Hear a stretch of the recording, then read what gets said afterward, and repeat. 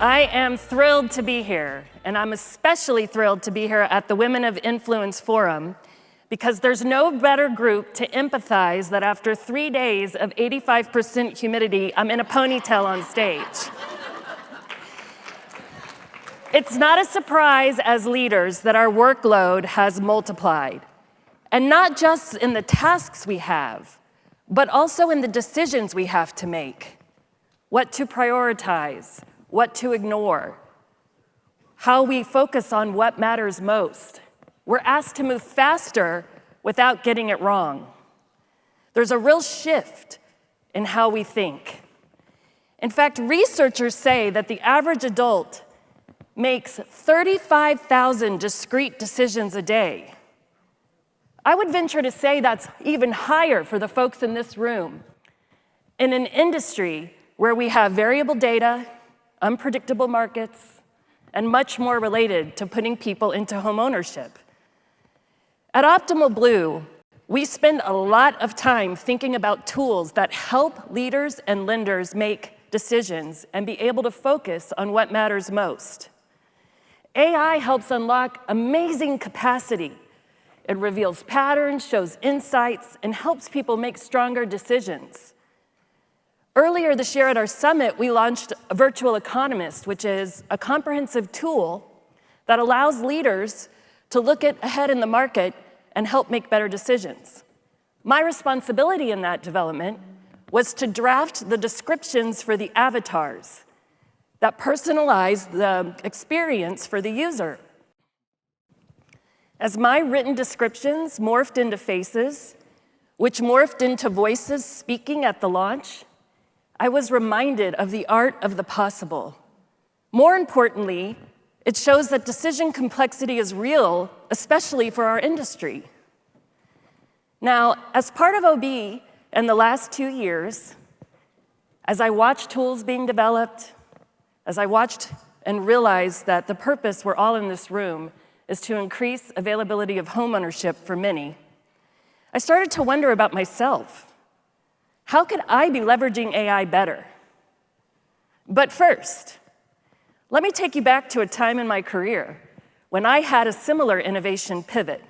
This is going to age me. Back in the late 90s, I worked for the parent company of Monster.com. Remember that recruitment company?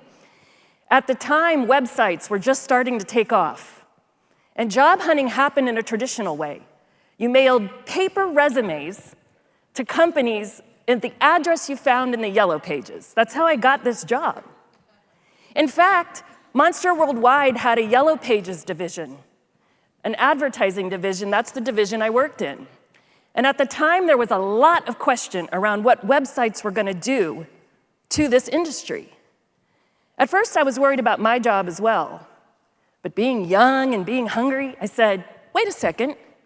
What if I pivoted my skill set into a digital medium and learned how to write and market through this thing called a website? And thus launched a career that was built on changing and transforming channels backed by skills and experience. The lesson I learned back then stands true today. Technology transforms channels. It doesn't replace human value.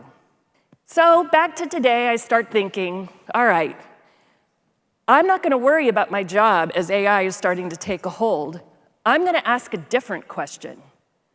What if AI acted like my chief of staff? Who as a leader hasn't needed an EA at all times, right? Not a replacement for my thinking, but something to organize information, surface ideas, support my decision-making. The first step I did was I started with our marketing team. Now look, we have a small marketing team, and we have big shoes to fill for Optimal Blue as a market leader. I didn't want what we needed in efficiency to replace what I value in our work, which has to be true and authentic, authenticative marketing, okay? So what we did is we took the tool that our company has, and we created an agentic AI resource built on brand and style guidelines that we developed together. The entire team uses it to draft, to polish, and to help plan. In this way, every person in the department has a department intern. And it's truly, truly amazing. Now, as a marketer, and probably for many of us in this room, we know the first draft is never the final product. It still takes a lot of human effort to turn early drafts into great outcomes. But there's no doubt we saved efficiency by using AI. I didn't stop with the team. You know, as leaders, the decisions we make every day are so immense. They happen at the same time and the same feeling of priority. In fact, I make the joke often that I feel more like a chaos coordinator than a leader. Now, I started asking again about this chief of staff concept. How could I use tools available to me to make my life more efficient, more optimized, and more organized? I needed AI to be operationalized as a cognitive consultant. And as such, I decided to name how I was gonna use AI Coco. So I could say, let me ask Coco. Now, it also happens to represent my favorite brand. So it works on multiple levels. But there's also a practicality to me using that name because I use it more intentionally. All right, so how does AI become your chief of staff? Well, through lots of trial and error, I've learned a few simple principles that have helped me leverage AI at work and at home, and I want to share those with you today. The first lesson I've learned is prompt with clarity. The clarity of what you put into AI impacts the quality of what you receive. At first, when I started using AI, I typed in, give me a marketing plan for this campaign. And I got what you expect, a generic, unusable, not very helpful response. So I tried again. I said, act like a CMO of a tech company who's leading the industry. Here's what we've tried before. Here's our target audience. Here's our competitors. What are we missing? And I did. I brain dump. An output came that was amazing, helpful, and helped move our plan into a direction that innovated how we were marketing. That same principle can apply for anything you do with AI. How you put clarity into your prompt is the quality of output you will get from AI. The second lesson I learned is solve the real problems. Do you remember when they did those memes for a while? And you tried to follow the prompts to get the meme, but one arm was wrong? And then you tried to correct the arm, but it accidentally overcorrected the rest of the body? I'd spend hours trying to do a one entry and fix. Not helpful, waste of time. So I reset. And on the day I was thinking about this, I had 3 critical meetings and 2 personal commitments, and I wasn't organized for any of that. We know that feeling, it's stressful. So I brain dumped into Coco again. I said, Coco, help me organize. What was scattered in my brain was structured in seconds, and I was able to deliver at the best version of myself throughout the day. That's when I learned solving real problems with AI is the true meat of using AI.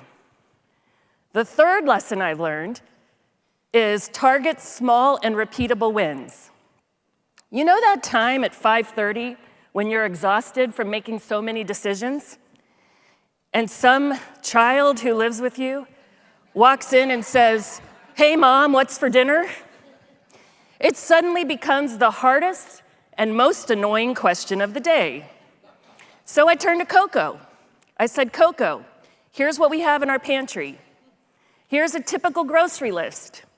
I have 2 children who are equally picky in completely different directions and a husband who needs to make a meal tonight.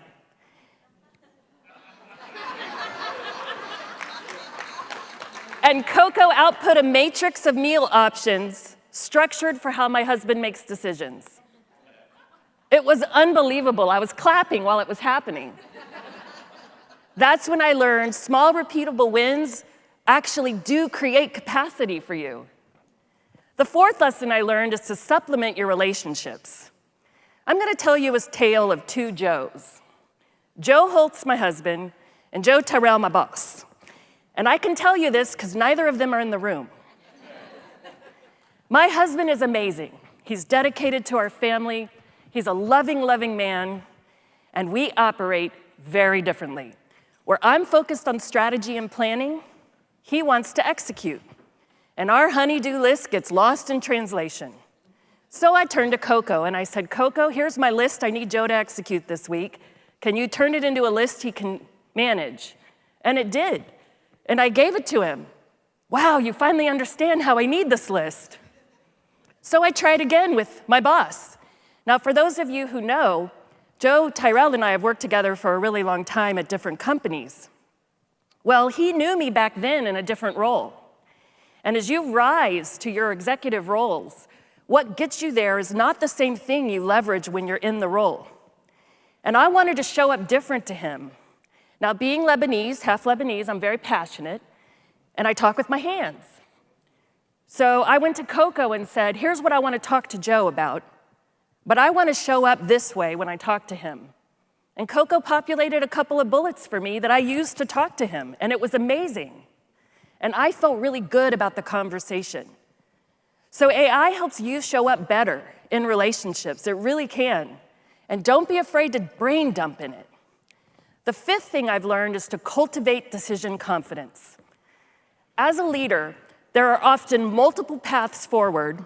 They all seem viable, and none feel perfect. And I'm a type of person who will spin and spin on the right answer when nothing feels perfect. What will happen at D when I do ABC? Overthinking to the max. Now I leverage Coco, and I say, Coco, here's what I need. Again, brain dump. Here's what's happening. Tell me some options.